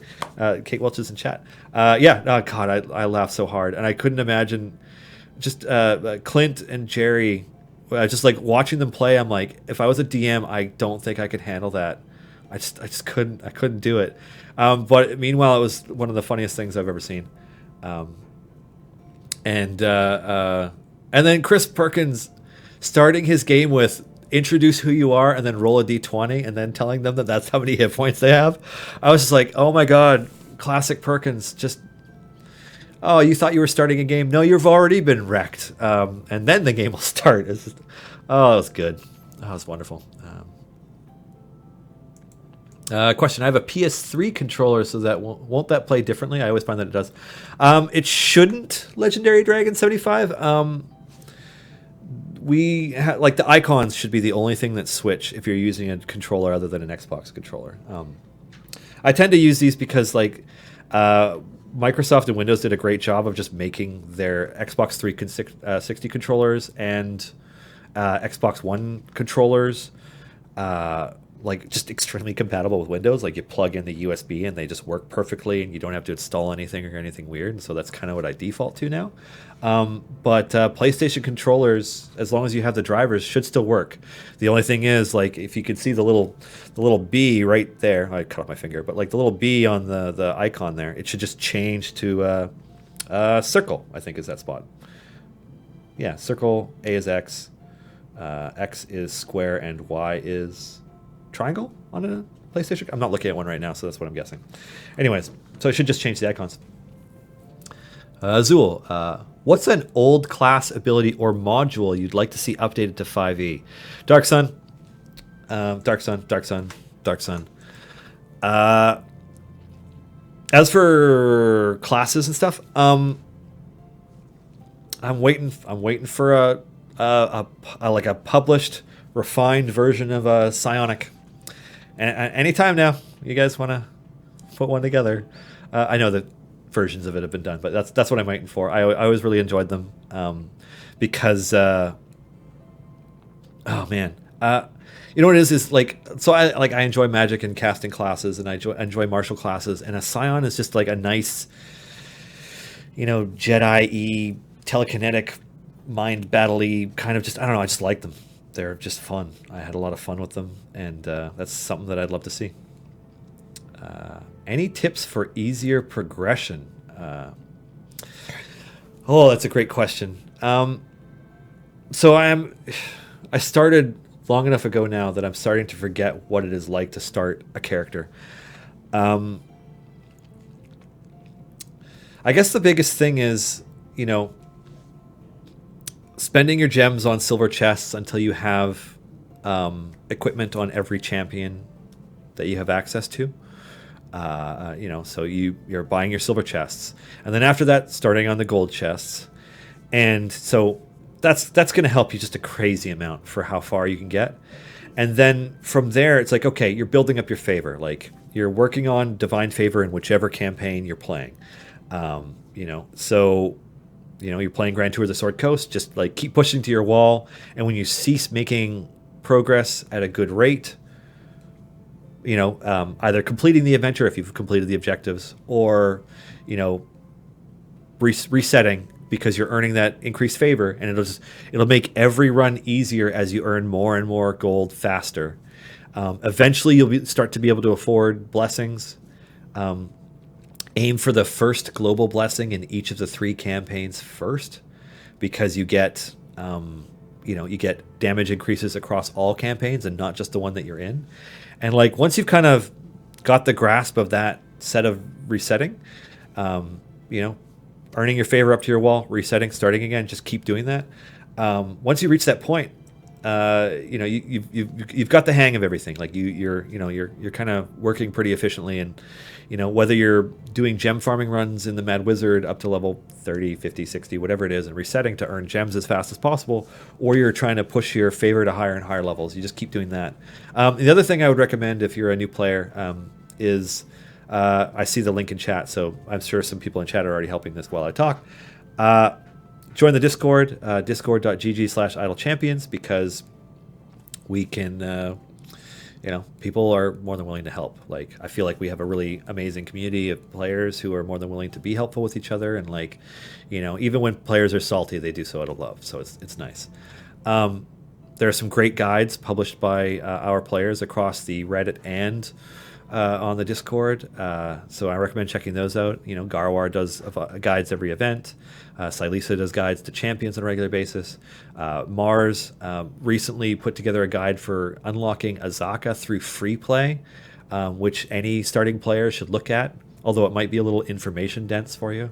But you can also just reach out to Mars on the Discord and ask questions about it. Like, Mars is extremely helpful. So that's kind of my advice for easier progression. What else? What do we got? A new fan, Zombie Chicken on Mixer. Welcome to the community, Zombie Chicken. I can't also see the Mixer chat at the same time as I'm seeing the Twitch chat, and I'm also just not capable of paying attention to too many at a time because I have a lot of windows open. But yeah, welcome. Happy to have you. Can you spoil the weekend buffs/champions? I can this time because they exist. I know these have been data mined because I saw the data mine earlier.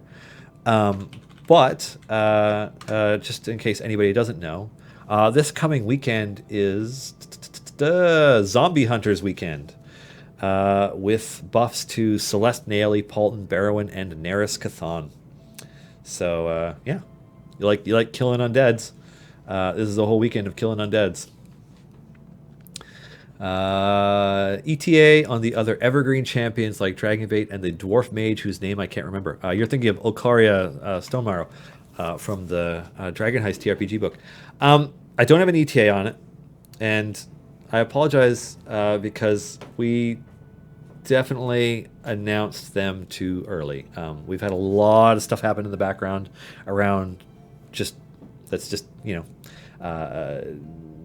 pushed release dates around.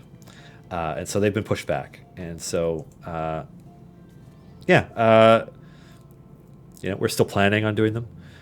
But I don't have an ETA on them. And I probably shouldn't try to give you an ETA because if it gets pushed back again, then it's just So, anyways, in progress. Let's see. Can we have a zombie chicken familiar like they had in Gamers? I can't promise that, but I can promise an abyssal chicken. Yes. The most abyssal of chickens will be coming eventually as a familiar. Someday. I don't have an ETA on that either, by the way. It'll happen, but I don't know when. Can you play multiple campaigns at the same time? Currently just have to wait a lot until I'm strong enough for final boss. Can I do a different thing in the meantime? So if the game is actively doing an adventure, you can't also open another one at the same time. But there's nothing that says that, yes, you have to play through Grand Tour of the Sword Coast and can't play the other ones. Now, that said, you do need to have played through enough adventures to unlock each of the other campaigns. But once they're open, they're open. You can play them in any order you wish.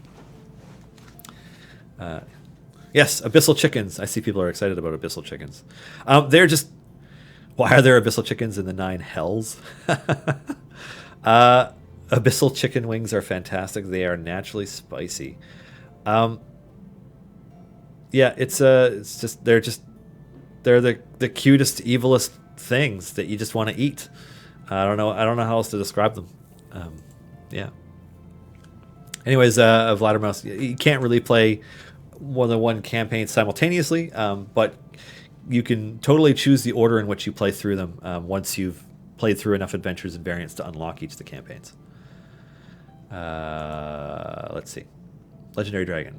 Do you ever have a problem running Idle Champions and Twitter, Twitch, or Facebook? Mine freezes sometimes. So that's kind of a bit of an open-ended question. There are all kinds of different technical related things that happen. I am using XSplit broadcasting. I have a dozen windows open, 3 streams open, a rebroadcasting program open, the game in Gamepad Ui, and a bunch of other chat stuff all open at the same time, as well as all of our broadcasting stuff. And I'm not experiencing slowdown in any of them. Now, that said, this machine is built to do this. Results will vary across every device. So it's just kind of... it's kind of a different thing. So if you are experiencing regular latency issues, like the game freezes for long periods of time or whatever, Legendary Dragon, I very much encourage you to open up an in-game support ticket and see if our devs can help you out. Because, I mean, that's what we're here for. We want you to have a positive experience when you're playing the game, and I don't want to, it's I don't like it when I hear that players are having struggles with it. I want you to be able to enjoy your experience. So let us help you. Help me help you. In-game support ticket, and we'll do what we can. What's this about 6E lore previews? Jerry just calls me 6E now. I don't think he remembers my human name. Oh man. That's intense. They'll arrive via the river in 6E. Oh, I see. This is all just Abyssal Chicken talk. Well, fair enough. They need a song. The Abyssal Chickens need a song. So if somebody could write an Abyssal Chicken song, ideally an epic 10-minute piece of symphonic metal, but really we'll take anything we can get. That would be great. Because this is apparently the Abyssal Chicken Hour, I don't know what else to say at that point. It's just I'm just gonna move on, take a drink while I think of what to say that isn't about Abyssal Chickens. I have a blinking tab with notifications. That usually means I've been ignoring something.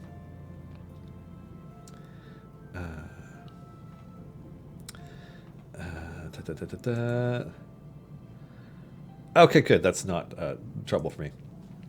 What about an Abyssal Chicken costume for Paulton? Yeah, I'm going to make a note about that. I'll pass that along to Chris. I have no idea if Nate wants his character to be wearing an Abyssal Chicken costume, but who knows? Oh, that's funny. Cluck Cluck Doom. See, when I think of Doom, I just think of Deacon. Yeah, Deacon Scale Singer. I can't. I was going to try and imitate his voice with one of his quotes, but no, not going to do it. I couldn't do it. All right. There's probably a couple other things I should go over before, because we're getting, we're halfway. It's 2:35, so I'm going to double check to make sure that there isn't anything else I'm supposed to say. Let's see. Did I cover everything that was in our community Q&A this week? I don't know if I did. Let's see. I think, yeah, I mean, because Founders Day 2 is going until Monday. 15th? Yeah, the 15th is next Monday. So Founders Day 2 wraps up then. So there's no DPS champion for Zombie Hunter Weekend. Isn't there? I've already, honestly, Silisa, I've actually already forgotten which one of those I read off, because it's that time in the afternoon.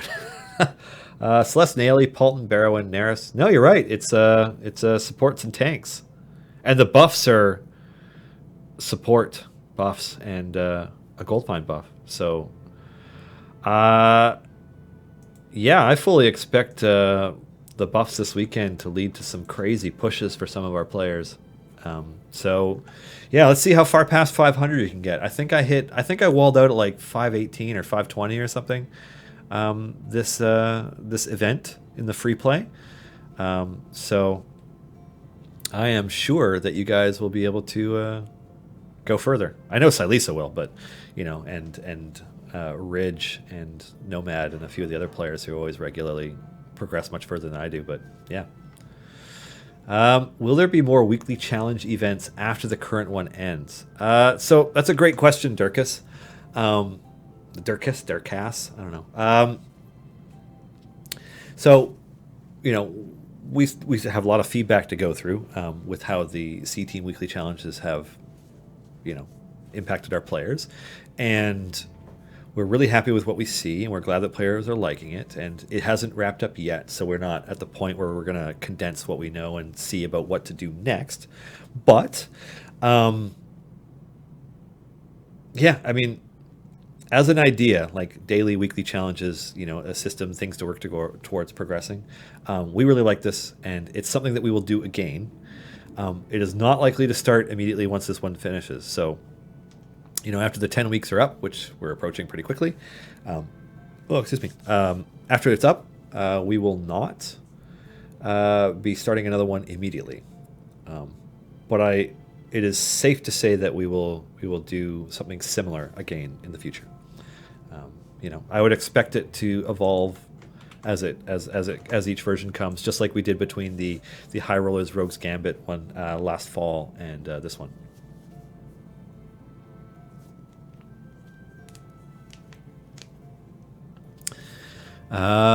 Scared Phoenix, Abyssal Chicken skin for Deacon. That would be funny. Soul Reaver, not really. I've suggested a week ago on Q&A, and you agreed that there's still no information on the time limit to redeem rewards in the C-Team event. Yes, I made a note about that. Thanks for reminding me, Soul Reaver. I will pass that along again. Because... Yes. Dun, dun, dun. I want to get an answer for that, and I didn't get one last time. Because, yeah, I would... Let's see. I'm just waiting, because I know that... Oh, it looks like I'm getting a response. It's getting typed out. I'm watching it be typed.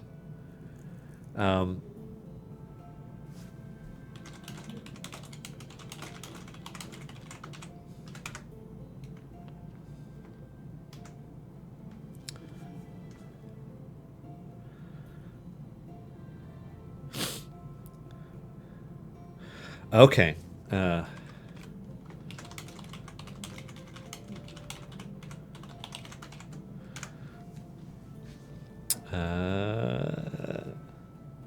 Oh, the responses on the Steam forums. Okay, this is the first time I'm seeing it, Soul Reaver. So it looks like next week on Wednesday. So that'll be what's the date on Wednesday? 17th? That sounds right. I'm all jumbled. Having the short week last week totally botched my internal calendar. Wednesday the 17th. So starting at noon 12 o'clock p.m. Pacific time on Wednesday, July 17th, the C Team challenges will officially be over. And right at that point, it's like the whole thing disappears. So you need to grab all your stuff before then.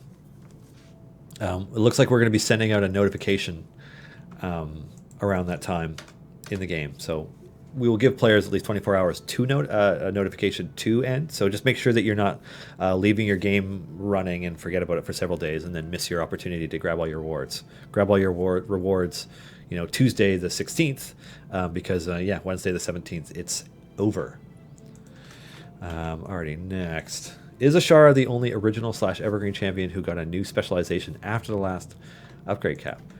After the last upgrade cap? Well, no, because we did a core rebalance, and players got a bunch of stuff changed around, so Bruner got a new one. But if you're asking whether or not Ashara is the only one who, once we increased the level cap, we just added another level of specializations at that point, yes. It's something we may do more of in the future, but it's not something that we expect to have happen regularly. Let's see. Is anyone else getting tons of silver walnut chests from free play, or is it just bad luck for me? I did end up with 2 shinies from silver chests this week, so balance, I guess. There is a timer for free plays, so if you're playing only the walnut free plays, and it's a separate timer from the free plays for Deacon, but you will eventually get a gold. Like I think it's if you get 3 silvers in a row, then you're guaranteed to get a gold afterwards. But otherwise, your chances are 1 in 3 of getting a gold. Yeah, so it's just bad luck. You'll get there. Let's see. I could ask a question, but you might not answer because of spoilers. Might there be more characters of the 9 hells? I'm going to keep tight-lipped on that subject because there's an entire book about the, related to going into Avernus coming out, and I don't want to unintentionally get myself in troubles. So, yeah. Narun, how do you get pen pause to trigger? Oh, which ability is that? That's one of Walnut's things, right? Oops, wrong menu.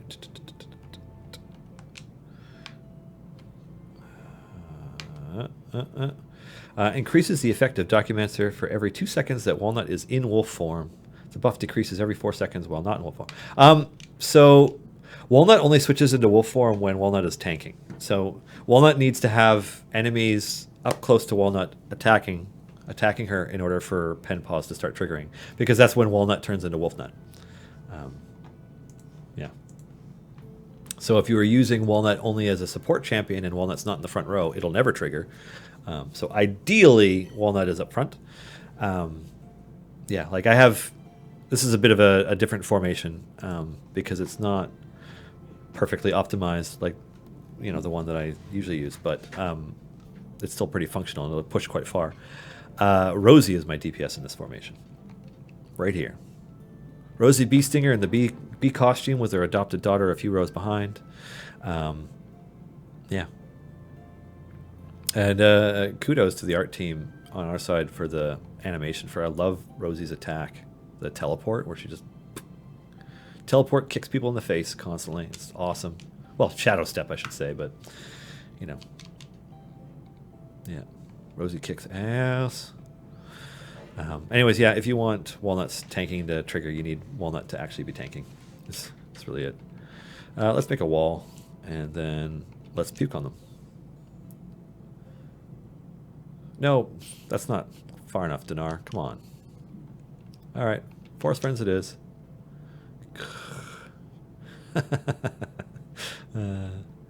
And then yeah, let's do some Grandmamancy. There she is. Look at Rosie beating the crap out of Zariel, just taking that Lord of the Nine Hells down a few notches. Let's get Evelyn Evelyn and Co all in there as well. Some tentacles, yeah, and boom. Oh wait, there we go. One dead Lord of the Nine Hells. Well, as dead as a fiend ever is on the material plane. They just come back in the Nine Hells. And I'm pretty sure when it's a Lord, like, does that even happen? I mean, I don't know. Kate could probably answer this in chat. What happens to a Lord of the Nine Hells if they somehow lost a fight in the material plane? They don't go back as the tiny little useless fiends. Yeah. Let's see. I really need to get some of these alternate costumes. I hope they become available again. The bee costumes for Rosie and Strix Bee Stinger will pop up once again next year when the Festival of Fools event comes around again, as well as Pirate Bruner, which I'm not using right now, will come up again for Liar's Night, I think. One of the ones this fall. Now, Yum Yum Hut Donar is not currently available in any form anywhere, though we expect that to change. I can't give any more information on it, but it will change at some point. Because it was available as an exclusive related to PAX Australia last year. It's like, when did that happen? That was last year. They get reincarnated in the Hells. Yeah. So even if Zariel though, like Zariel. I mean, I guess Zariel's never gonna leave the Blood War anyways, but yeah, it's just got to work their way up that hierarchy. It's nuts. All right. Are there any sites for achievements? I was just wondering. Besides the great people in Discord that help me. I don't know. Actually, I can't answer that one. Players like Garwar and Silisa and everybody, they kind of know these things so definitively that they can tell you probably off the top of their heads the best way to do each of the achievements. I just kind of you just pick one and truck away at it while you can. It's some of them are really easy to get, some of them a little less so. Completing an event from start to finish, like say you're a new player and you're doing Founders Day for the first time ever, starting today, which would be late to the party, but you're starting today. It'll be a real challenge to get through unlocking both champions and completing all of their variants. But if you get the full length of an event, you should have enough time. We need a Vecna Corrupted Archon skin. That would be cool. I mean, I've never personally seen any official key art of Archon post end of the Vox Machina campaign, but I saw some fan art, Max Dunbar did a sweet piece of Archon fan art where he's got the hand of Vecna on his left hand, and it's he's got what looks like a decrepit, bony lich arm. It's sweet. So that's pretty cool. Yum Yum Hut Evelyn Wen. I didn't know that was a thing. Is that a thing, Garwar? Yum Yum Hut Evelyn? That'd be the first I've heard about that one. Yeah. Huh. Yum Yum Hut Evelyn. That's funny. Maybe you should watch the C Team, Dylan. I watch it sometimes. It's hard. It's hard to keep up on all. So we work with all these people, and I can't watch everybody's shows all the time. But yeah, touche. So I watched the first hour yesterday, and then but I was still at work, and then after I left work, yeah. Oh, she wore the Yum Yum hat last week. Okay, I missed that. Huh. Man, I'm out of date. Oh man. All right. Well, I guess I'm spending this afternoon catching up on the C Team because I need to watch the 3 weeks of episodes in order to be fully caught up. Well, actually, a little bit more than that. Yeah, I watched way more of last season than I have of this one. Twitch shamed. I'm feeling it. calling me out. But yeah, no, it happens. It's the thing I find the most challenging is that, like, unlike a TV show where you might miss 1 or 2 episodes, if you miss 2 or 3 episodes of one of the D&D shows, whether it's Critical Role or it's the C Team or the Adventure Zone or whatever, you didn't miss 1 hour episodes. You missed hours and hours and hours of a show. Like, I mean, Critical Role hasn't been on in a couple of weeks, but the last episode they had was like a 5-hour episode. It's like 4 hours and 48 minutes or something. I mean, yes, I know that includes the recap and like the break and stuff, but like, think about that. It's not easy to catch up on that. Like, especially if you're like at work or depending on how you consume media. Like I tend to have a stream on screen too, or I'm listening to it while I'm getting work done, and then like obviously like I'll pause it, go to a meeting, come back, or I'll get up, go to a meeting, come back, realize I forgot to pause it, and like spend a couple minutes trying to figure out where I was in the episode, and like it took me days to get through that. What was really a riveting and intense episode of Critical Role a couple of weeks ago, but it took me days to get through it. So yeah, it's just kind of what happens. And yeah, like the C Team episodes, like collectively in the office, like we are watching at least the first half of the episode, but like it starts approaching the end of our workday and we're watching it, and then like, okay, cool, and then people start getting picked up by their wives or like going to pick up their kids from school or whatever, and like everybody starts heading home, and then it's then we read recaps or people's posts to get caught up afterwards. It's just kind of it's an interesting thing. But yeah, I didn't realize that Evelyn wore the Yum Yum Hut, so I'll make a note for that because I totally missed that. Cool. That's why I've never tried to watch Critical Role. Yeah, it's like not only do they play for long periods of time, they produce pretty consistently all year long. Like their last episode was the 70th episode, 69th episode, something like that. It's. Even if they were 2 hours, that's still many hours to catch up, and so, yeah, it can be a challenge to stay on top of it.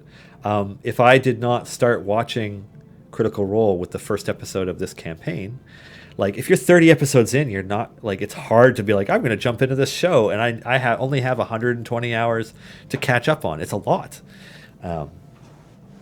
yeah. So. Yeah, it's a challenge. What can I say? We're fighting for people's screen time / audio time / etc. Like how do you consume your media? You listening to podcasts as you like bike to work in the morning or something? Like it's tough. Yeah. To put it into context, people getting into Critical Role now have no idea who Molly Mock is. That's a good point. Yeah. No, it's like, it's not even that, Kate. Like when you think about it, like it seems like just as a kind of observing the field of shows, like yes, like it seems like the bulk of audiences are watching Critical Role, but like everybody's got their own audiences, and like I find it crazy when people have more than one show they can stay on top of, just because of how much content it is. It's so much content. It's crazy, like. My wife and I felt like we binged the new season of Stranger Things, but it was only 8 episodes. It took us a few days. Like, we watched it, a couple on Friday night, some on Saturday night, and we finished it on Sunday because we wanted to go to work this past Monday, knowing what happens in it so that it doesn't get spoiled for us, right? But like, that was fast for us. And, that's the equivalent of 2 episodes of Critical Role, or maybe 2.5 to 3 episodes of C Team or whatever. And like it can be hard to stay on top of, and I'm not saying you shouldn't, but yeah, it's a trick. I wish they were still doing it. D&D Beyond was publishing recaps of episodes for a while there, and if I missed an episode, I could at least read the recap to catch up and be like, okay, cool, and then I won't. I can read that in a few minutes because I read fast, but I can't go burn through listening to a campaign that fast. So Critical Role is now doing it. Yeah, no, it's good. It's helpful. Anyways, but then you also miss stuff, right? Like think about it. You get to miss the really funny moments, like when people can't stay on topic, and they can't stop laughing at something, or the "it's been a while" thing on the Search for Bob. That stuff. It's pretty funny. So I don't know. I see it more as like you get to like check in with friends here and there. Anywho, it's almost 5:02, and I like to wrap up a few minutes early, so that there's a nice buffer for when the next show starts. So, I'd like to say that, hey, thank you all for joining me today. Sometimes I feel a little bit rambly, but luckily for me, there is sometimes a guest for me to at least chat with, and I feel a little bit less like I'm talking to myself. So yeah, this has been our show for Thursday, July 11th, 2019. Thank you so much for joining us. Thank you for participating. Thank you for, liking Idle Champions, liking D&D, being awesome in general, because you're awesome. This show exists because of a number of amazing cubed folks behind the scenes, including my co-producers Erica and Clive, as well as our partners at Dungeons and Dragons, Greg, Bart, Pelham, Allison, Shawling, Lisa, Kate in chat. Huge thanks to Amy T. Falcone for taking time to talk Walnut Dawngrass and D&D and everything today. And watch her tomorrow on the Penny Arcade stream at 3 as she attempts to wrangle some unwieldy, crazy players of craziness for charity, because that's awesome. I believe Welch's Game Juice is up next.